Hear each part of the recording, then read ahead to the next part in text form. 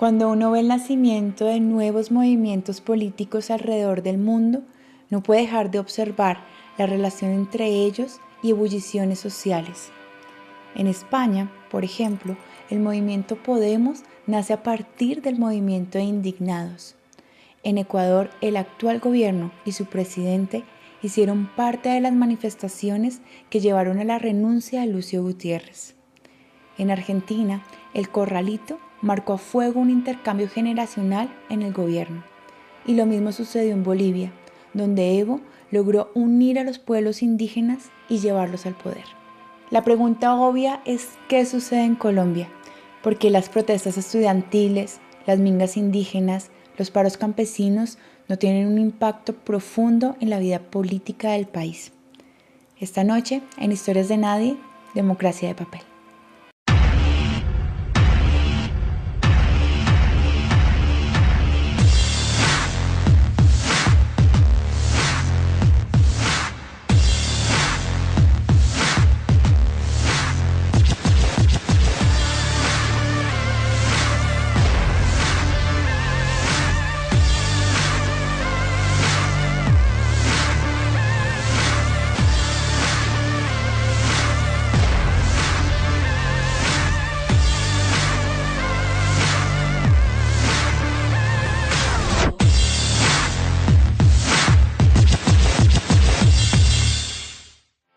En el año 2013 se llenaron las carreteras de campesinos que protestaban en contra de las políticas agrarias del gobierno y en un grito desesperado pedían la solidaridad del pueblo colombiano.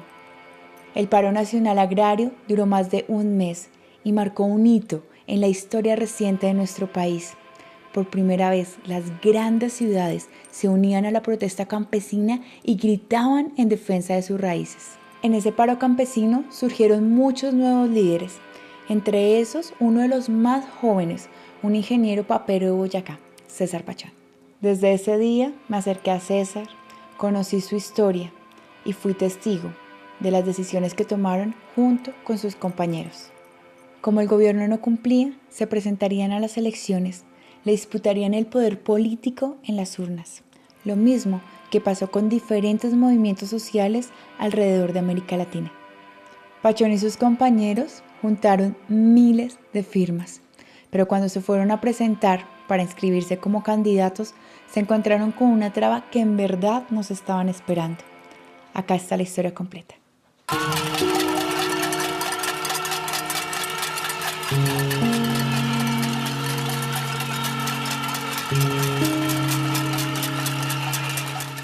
Bueno, en el 2013 hicimos varios paros, uno el muy fuerte del 19 de agosto al 6 de septiembre y hubo unos acuerdos firmados por el gobierno y eso tenía unos tiempos.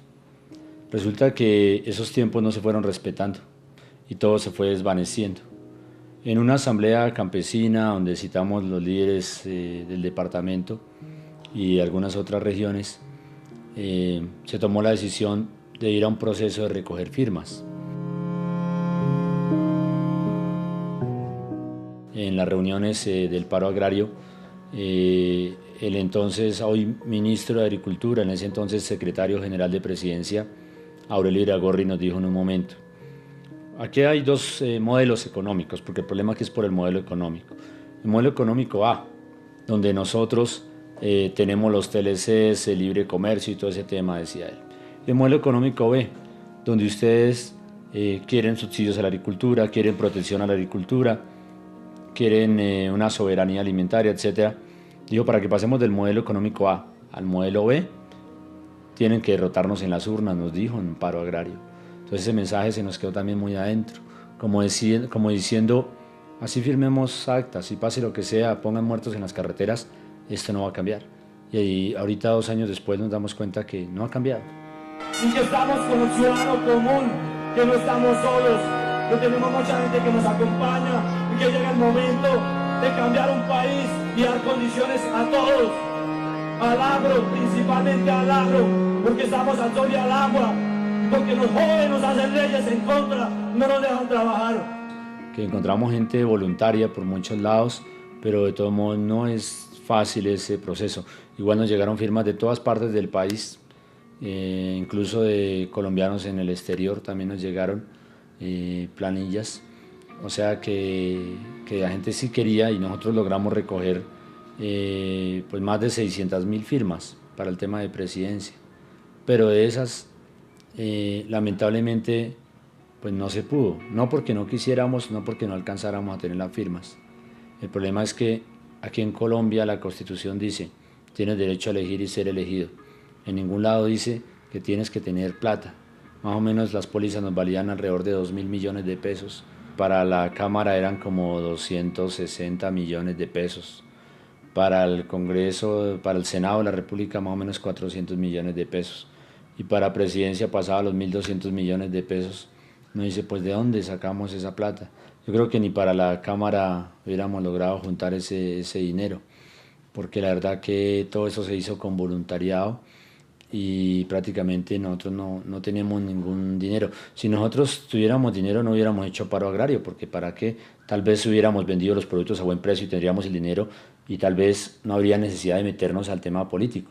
Aquí nos metimos fue por culpa del gobierno, él es el que nos llevó a meternos al tema político y nos sigue llevando hacia allá.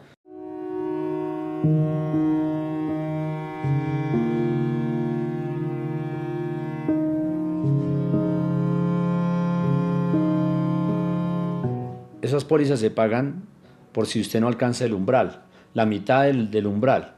En este caso, por ejemplo, el Senado eran aproximadamente 400.000 votos, o sea que tú tenías que llegar al menos a 200.000, ¿sí? Y la verdad que yo creo que hubiéramos superado ese umbral. Y ahora, que si tú no pasas el umbral, que para amortiguar el gasto que tuvo la registraduría, el gobierno nacional. Pero si hay otros partidos que están compitiendo políticamente en esas elecciones, por uno que se quede un poquito, pues ¿por qué cobrarlas? ¿Sí? Porque de todos modos el gobierno estaba gastando ese dinero en unas elecciones donde tiene que colocar las mismas mesas de votación, los mismos tarjetones, los mismos funcionarios, no tiene que colocar nada adicional, solo habernos colocado en un espacio más ahí para que la gente nos pudiera ver y pudiera votar por nosotros. Pero dice es que si usted no cumple el umbral, entonces que el gobierno tiene un gasto extra y esta póliza se le paga al gobierno si ustedes no alcanzan la mitad del umbral.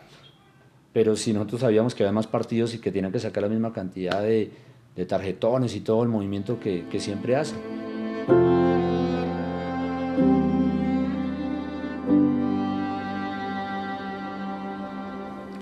Yo como César Pachón decidí no ir por ningún partido, a pesar de que no pudimos recoger, no pudimos pagar las pólizas, no pudimos participar políticamente. Muchos partidos políticos me llamaron, me invitaron a que hiciera parte de ellos, pero la verdad que esta lucha no se le debe entregar a ningún partido político. Yo creo que esta lucha debe surgir con autonomía. Y haberle entregado las banderas a un partido político era haberle entregado esa lucha y como que se hubiera quedado tal vez ahí esa credibilidad y decir, es que tal partido político fue el que organizó el paro agrario para ganar unos votos. Eso se hubiera quedado ahí. Y además una sola golondrina no llama agua. Digamos que me hubiese podido presentar al Senado o a la Cámara y de pronto hubiera podido estar allá, pero solo contra el mundo es muy difícil. Nosotros necesitamos hacer un proceso donde organicemos bien las comunidades y lleguemos varios a hacer las leyes, porque una sola golondrina no llama agua.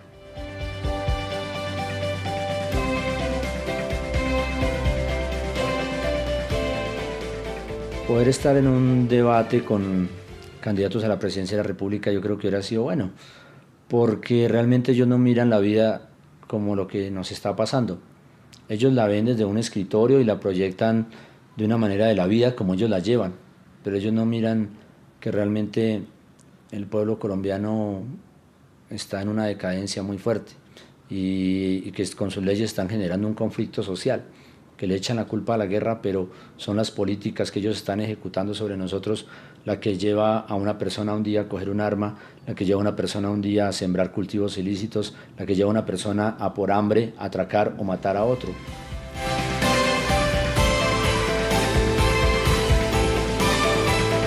Porque muchos pueden decir lo que quieran, pero ¿acaso dónde nos han visto al lado de un político tradicional pidiendo que voten por él? Nunca. ¿Sí? Nos han hecho montajes acá, incluso porque han sacado por redes sociales, donde dicen que nosotros supuestamente hemos dado un apoyo a un candidato a otro. pero realmente no lo haremos y yo personalmente como César Pachón no lo haré.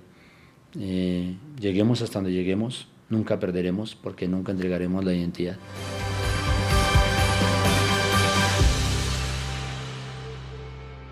Un líder social con apoyo representativo en su sector, un líder social con una alta capacidad de convocatoria no se podía presentar en democracia, porque en Colombia se necesita dinero, se necesita muchísimo dinero para poder ejercer el derecho a ser elegido.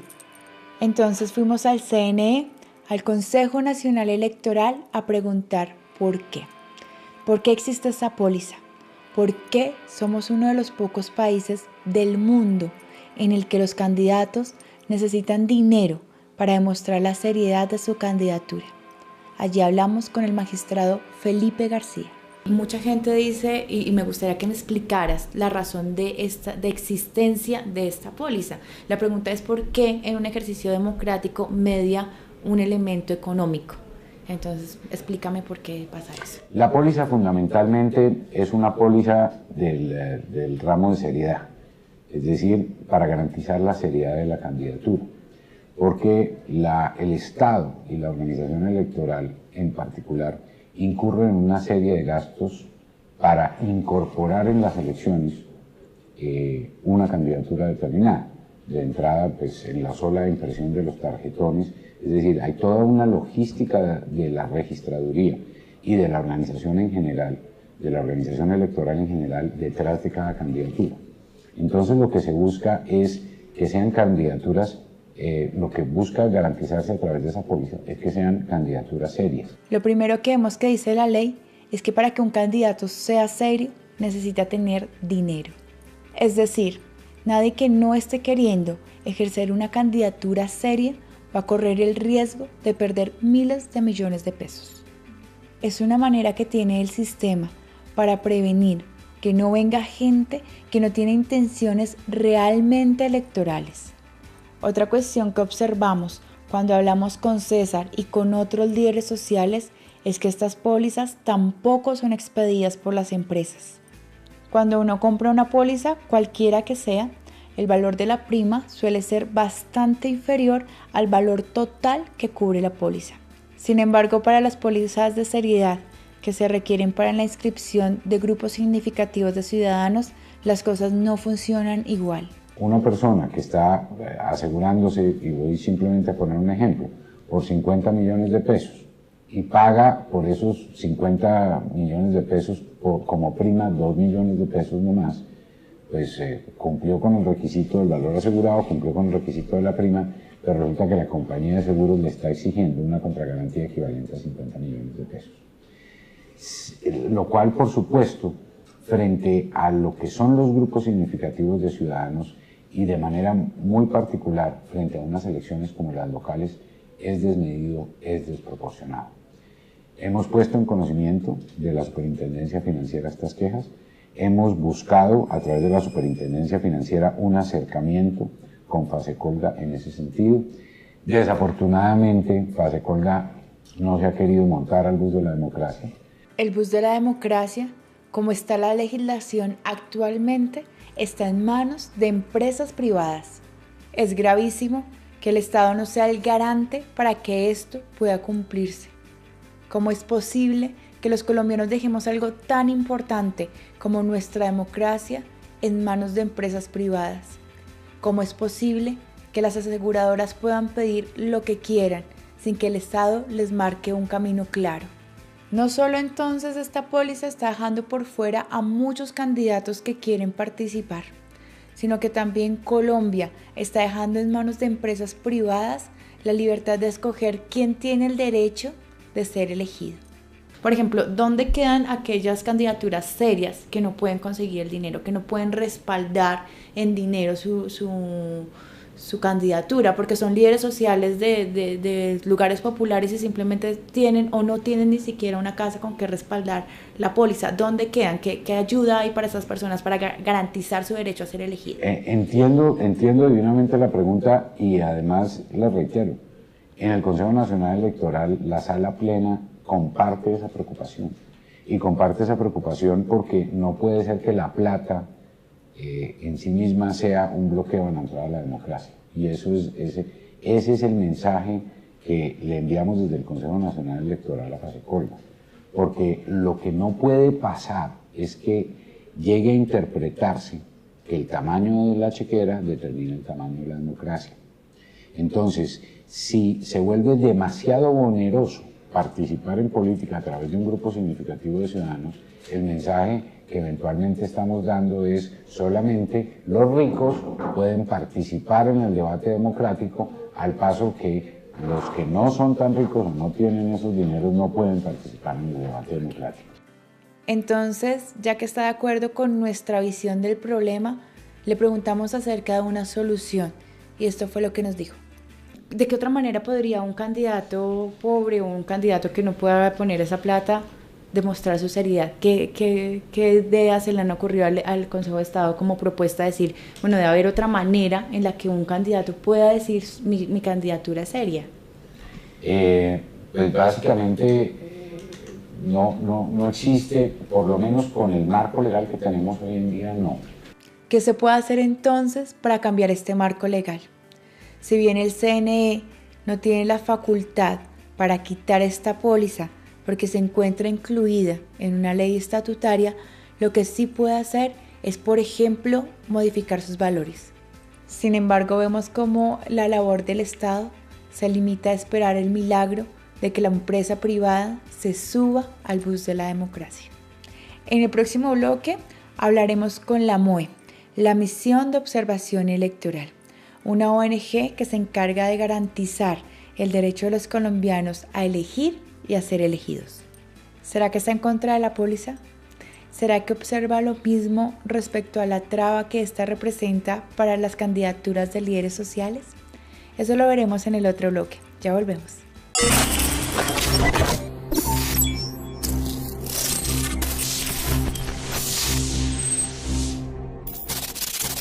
En el bloque anterior conocimos la historia de César Pachón, un líder agrario que intentó junto con sus compañeros hacer política fuera de los partidos tradicionales, pero no lo logró por una exigencia económica.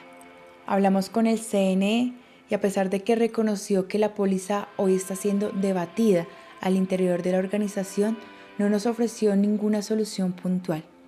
Por esa razón, recurrimos a la MOE, a la Misión de Observación Electoral. Queríamos saber si una ONG separada del Estado tenía una visión diferente de este fenómeno.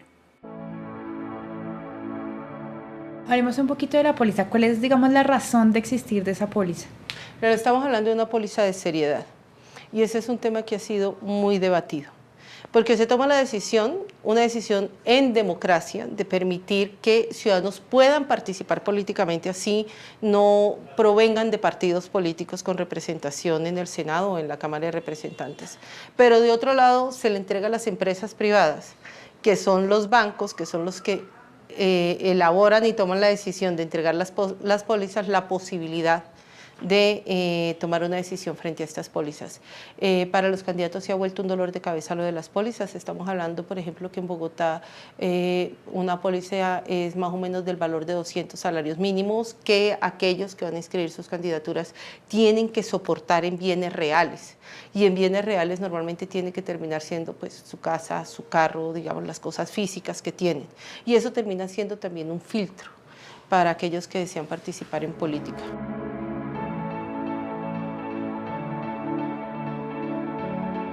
Lo que se está buscando con la póliza, o el objetivo que tiene la ley cuando puso la póliza, es que hubiera una seriedad en los candidatos que se están presentando. Entonces le están diciendo, si usted garantiza sacar un porcentaje determinado de votos si va para corporaciones públicas o si va para la alcaldía o si va para una gobernación, si usted tiene ese mínimo de votos, significa que su candidatura era seria.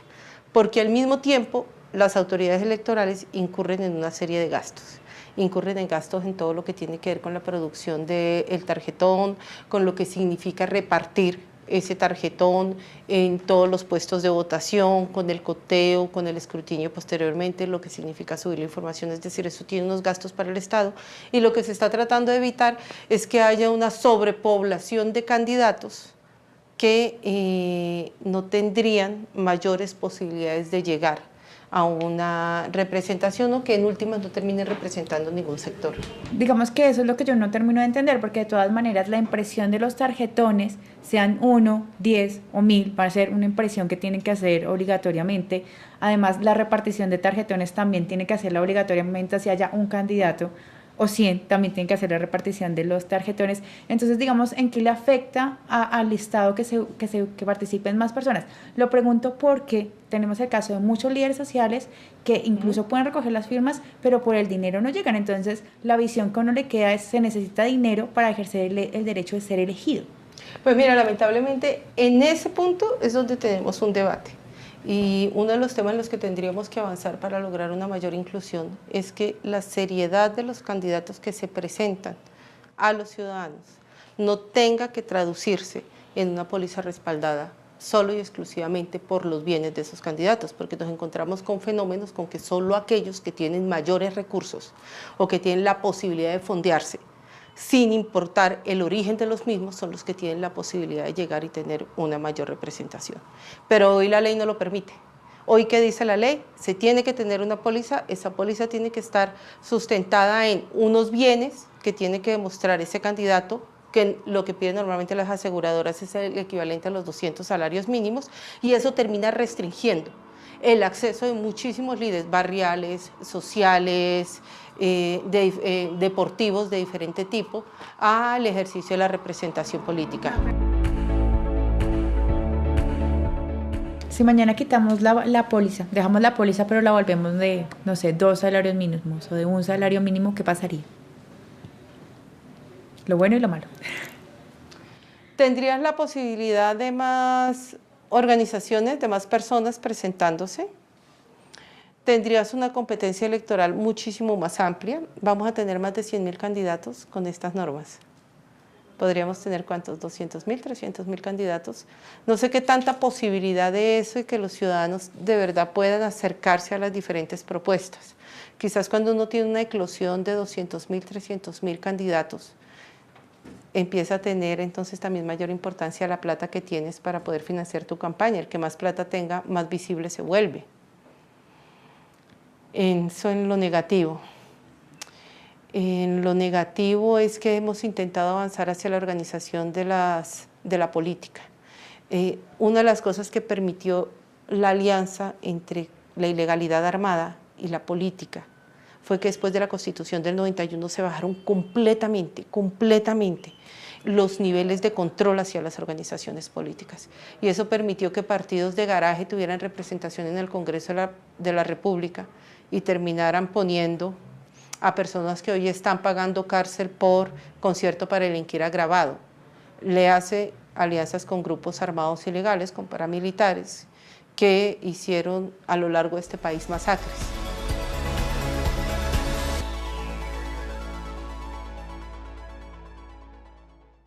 La posición de la MOE es intermedia. Por un lado, reconoce que la póliza es una traba para el surgimiento de nuevas propuestas políticas.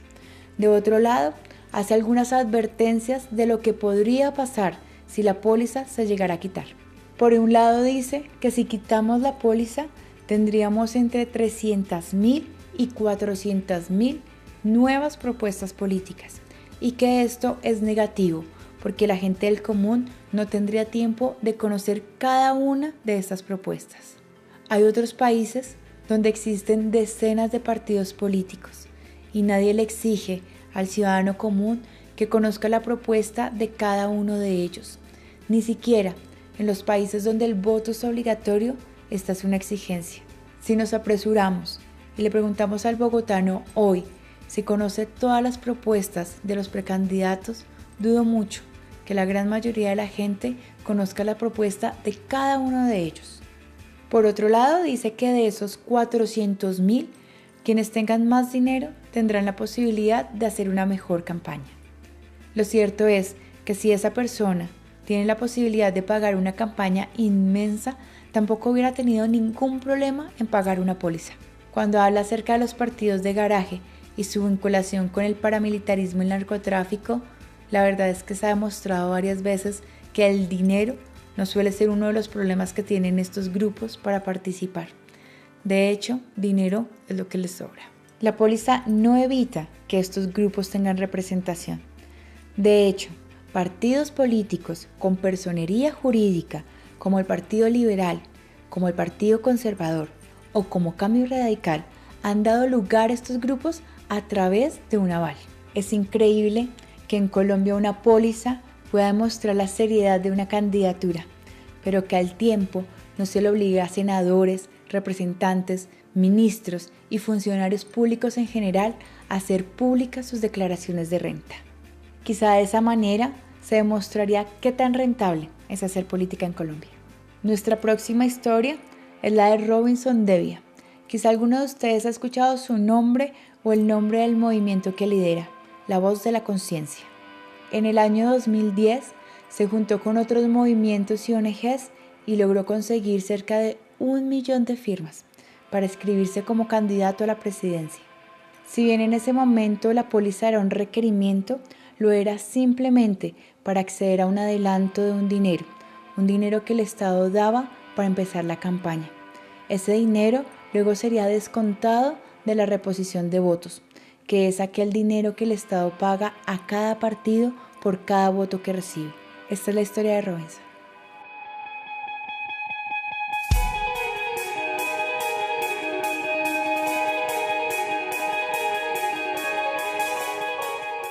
Hasta el año 2009, nuestra incursión estaba desde el punto de vista social simplemente. Trabajábamos, que ese es nuestro fuerte, en lo ambiental, en lo cultural.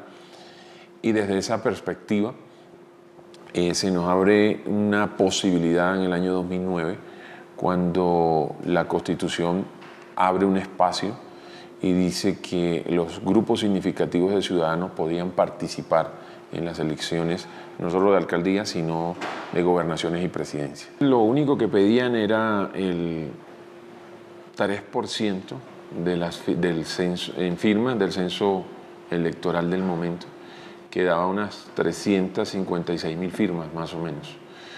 Cuando nosotros miramos eso, nos damos cuenta que teníamos la posibilidad y decidimos, dentro de la estrategia o la meta que teníamos, era multiplicar por 3 esa cifra para que por descarte las firmas que no consideraran válidas pudiéramos clasificar, ¿no?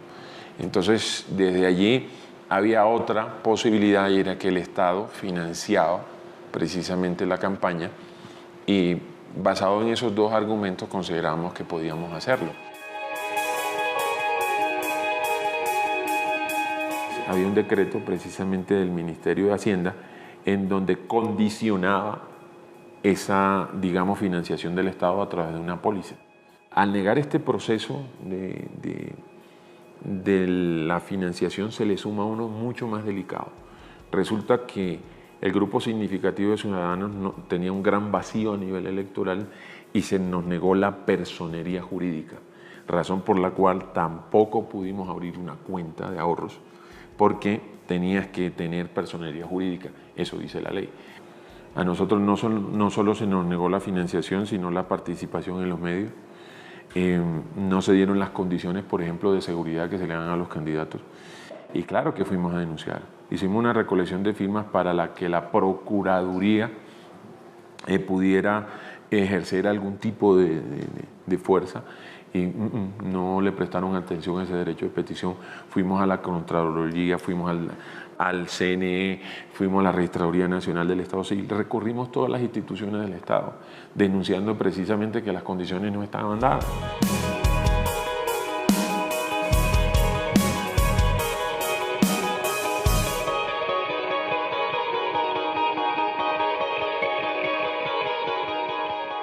¿Cuál es la esperanza real de ustedes? ¿Cuál es la meta máxima que ustedes se plantean? En aquel momento habían 2. Una, que nos dieran la oportunidad en los debates transmitidos en televisión a nivel nacional por todas las cadenas.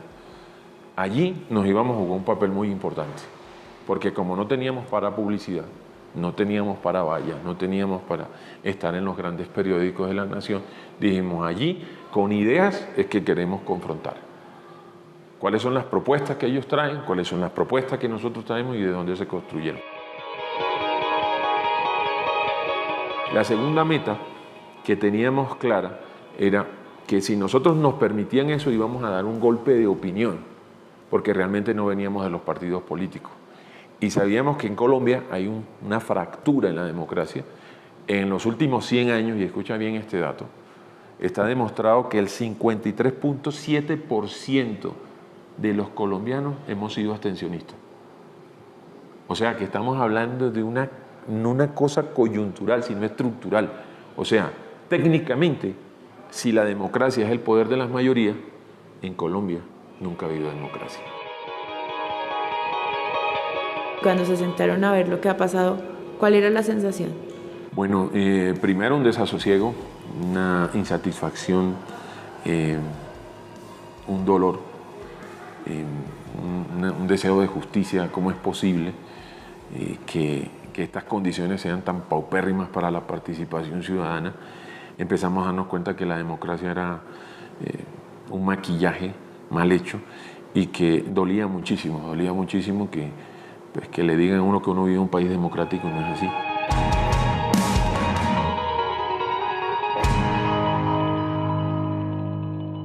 En la historia de Robinson vemos dos elementos importantes.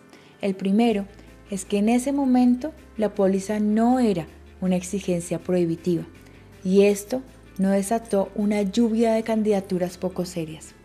Esto significa que el peligro del aluvión de desconocidos participando en política es poco probable a mediano y a largo plazo si se elimina la póliza. Esto hace que los argumentos del CNE y de la MOE sean difícilmente comprobables. Por otro lado, y esto es algo que preocupa, luego de escuchar a Robinson nos preguntamos cuál es el verdadero papel que cumplen los medios de comunicación en una campaña electoral. ¿Dónde está aquella objetividad que tanto pregonan? En nuestro próximo bloque conoceremos nuestra última historia, la historia de un joven promotor cultural que trabaja en Ciudad Bolívar enseñándole a los niños a hacer cine. Después de mucho pensarlo, ha decidido empezar a recoger firmas para lanzarse al Consejo de Bogotá. Su historia resume varios de los elementos que hoy hemos hablado aquí. La conoceremos al regreso. Ya volvemos.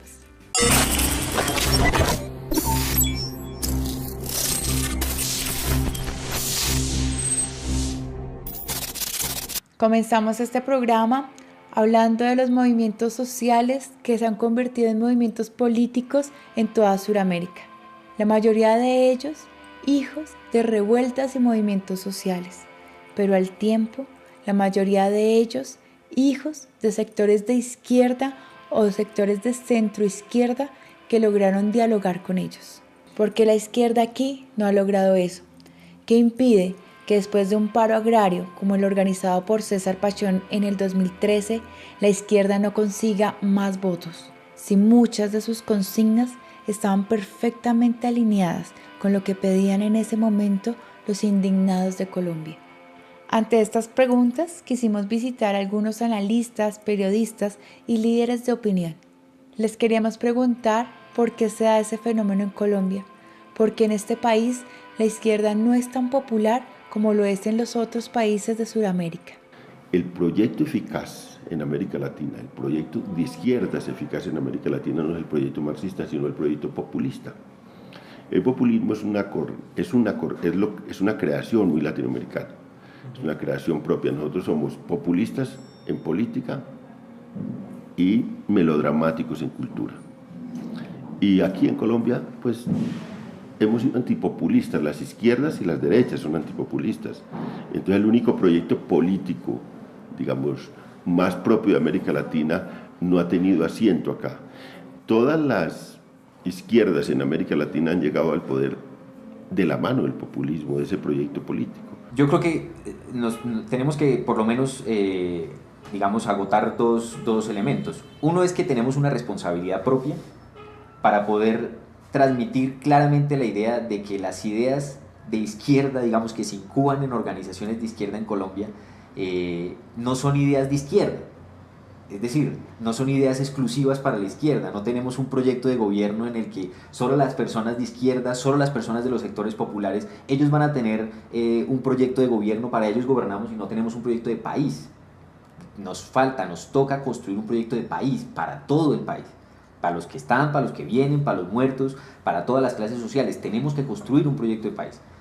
Y ese pedazo creo que en este momento es una de las situaciones más en crisis que tenemos, porque si algo piensa una persona cuando nosotros tenemos un discurso es que nosotros solamente tenemos una propuesta para un sector específico de la sociedad, mientras que cuando escuchan la derecha, aunque la derecha sí tenga una propuesta para un sector así minúsculo de la sociedad, de enriquecimiento para esos sectores, piensan que su propuesta sí es una propuesta de país.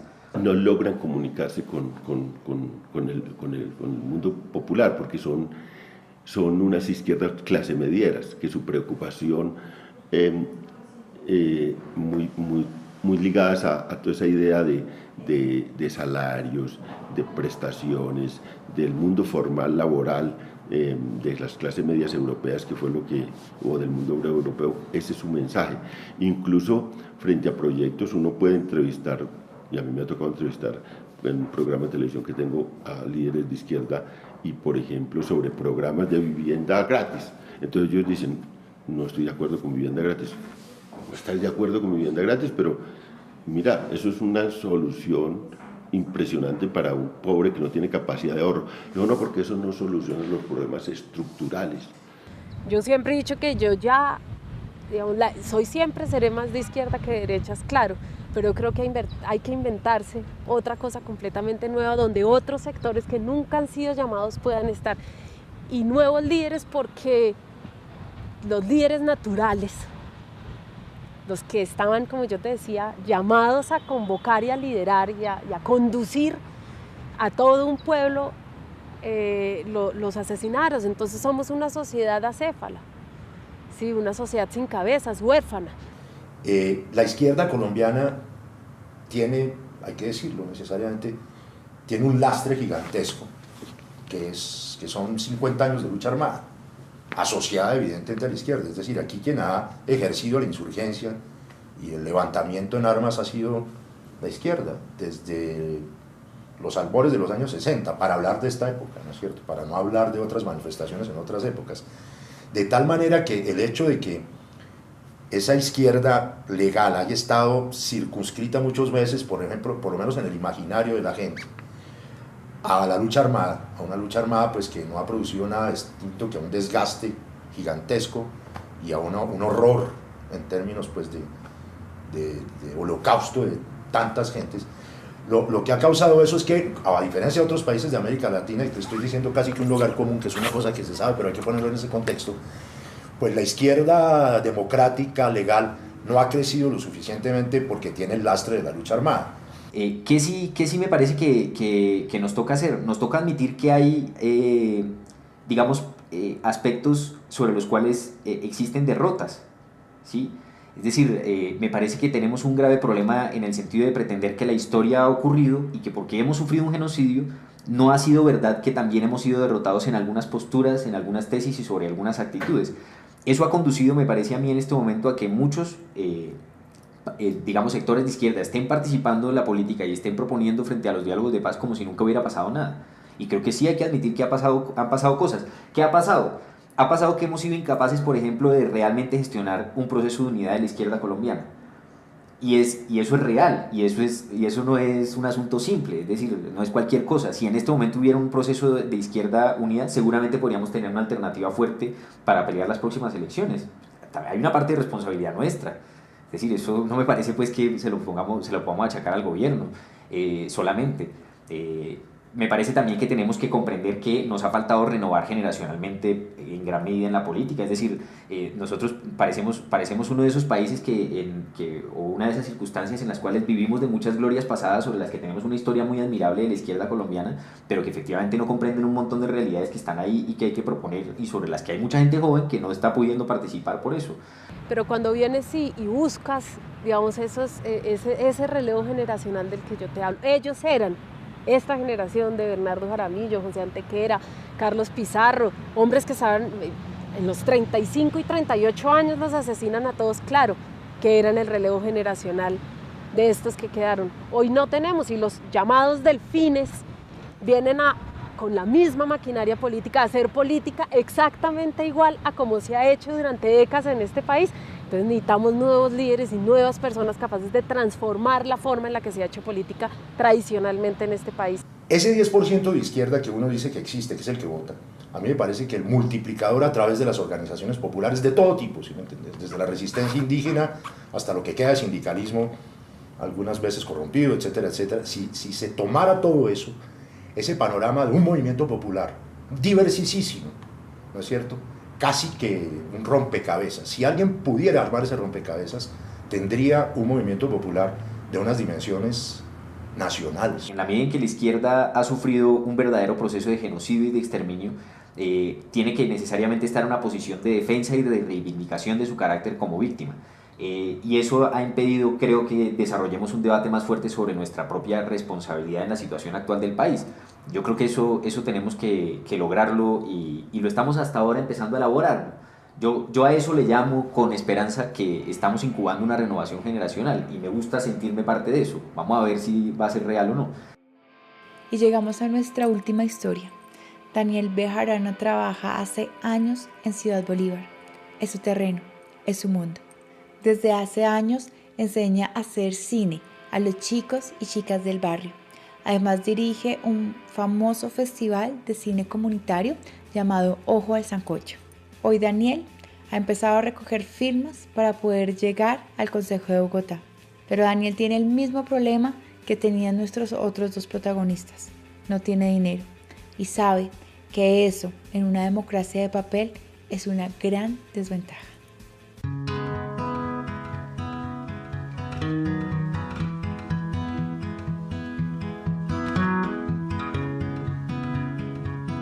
He tenido desde pequeño unas diferencias y unos grandes problemas con las reglas de juego y con la política de este país. A los 6 años me amenazó un grupo armado en la espalda. ¿Sí? A mi madre la sacaron de la iglesia, estábamos en misa.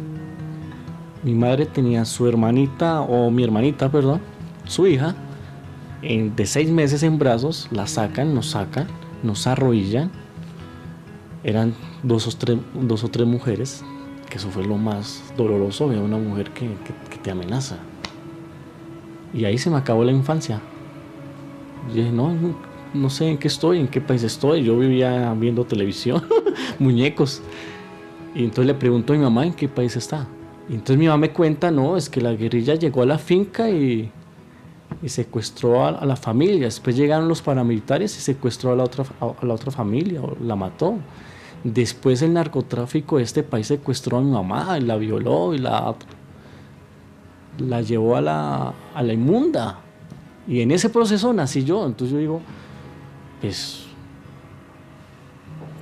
¿qué hacemos? Entonces a los 12, 14 años yo veo la necesidad o tomo la decisión, y con mi madre tomamos la decisión de no tomar venganza, de no tener odio ni resentimiento ni hacia el Estado ni hacia los grupos armados, sino construir. ¿Sí? Que es una decisión difícil. Construir. Y tomamos esa decisión, o tomé esa decisión, de dedicar mi vida a la construcción de un país mejor. Y eso significó dejar la universidad, significó dejar una cantidad de cosas para conocer ese maravilloso sitio que es Ciudad Bolívar.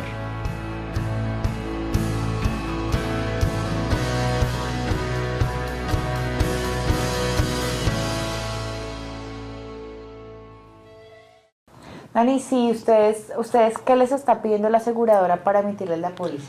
A nosotros y a cualquier candidato en Bogotá nos están pidiendo 120 millones de pesos como garantías, y obviamente una póliza del 10%. Esa garantía significa un inmueble, significa un CDT, una finca, una casa, un apartamento. Si ustedes ponen, por ejemplo, la casa de alguno como garantía, y si no llegan al umbral, ¿qué pasaría con esa propiedad? No tengo claro, pero me imagino que la aseguradora hace efectiva la póliza. ¿Qué significa eso, Dani? Significa que se pierde la casa, o se pierde el CDT, o se pierde el inmueble. Y significa que confirma una vez más que en Colombia no se cumple ese artículo y que cualquier colombiano o colombiana puede ser elegido.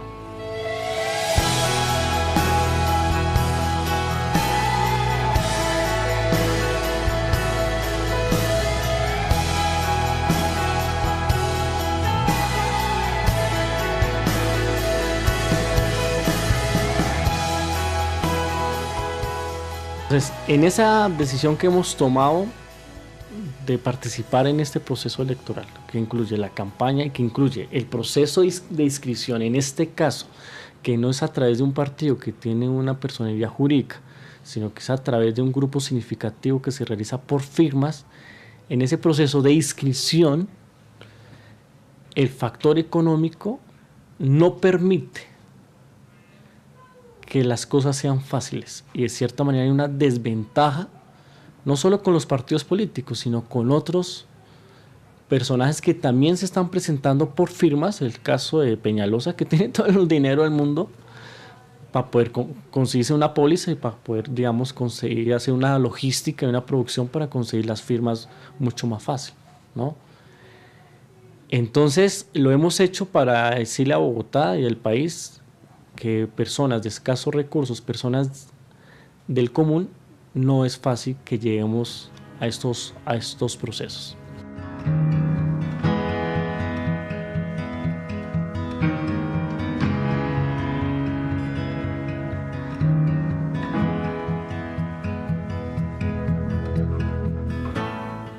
El dinero no puede ser la mediación o no puede ser la garantía de que una persona sea seria o no seria, de que una persona realmente va a participar o no va a participar, porque con mucho respeto, muchos políticos de este país no son serios. Sí, porque pues miremos cómo está el país, o sea, que tengamos de los peores sistemas de educación en el mundo, pues eso no me parece muy serio, eso me parece muy triste. ¿Y quién ha puesto ese modelo de educación? Alguien que tuvo la plata para la póliza y participó en política y llegó a esos espacios. Entonces, la propuesta es replantear las reglas de juego, entre esas que lo económico no siga siendo una piedra más en el camino.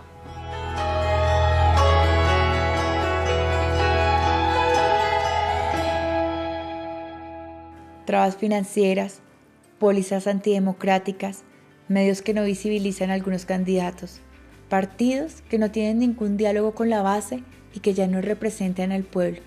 A todo eso se le suma una altísima abstención.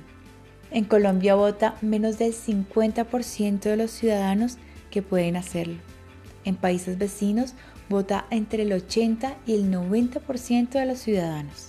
Es cierto que al colombiano común no le interesa mucho la política, pero también es cierto que muchas veces ese colombiano no encuentra una idea con la cual se siente representado. Siempre son los mismos. Siempre son los mismos. Y esto no es ni una exageración ni un eufemismo. Ningún otro país del mundo ha tenido tantos presidentes que son hijos y nietos de expresidentes. Sin ir más lejos, el tío abuelo de nuestro actual presidente fue Eduardo Santos, presidente también en el 38. A su vez, nuestro vicepresidente, Germán Vargas Lleras, pertenece a la familia de Carlos Lleras Restrepo y de Alberto Lleras, uno presidente en 1945 y el otro en 1966.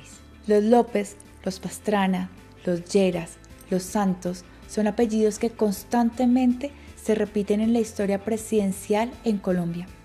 Aquellos que han logrado llegar sin ser un delfín, un hijo o un nieto de un expresidente, se han encargado de empezar su propia dinastía. El caso de continuidad política familiar en Colombia es tan grave que incluso en el año del 74, 3 candidatos a presidencia eran nietos de 3 expresidentes. La democracia no es un concepto que se pueda vivir en un papel.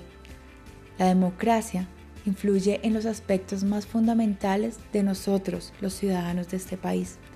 Influye en nuestra salud, en nuestra educación, en cuánto cuesta el mercado que pagamos, en la seguridad que tienen nuestros hijos y nuestras hijas en la calle.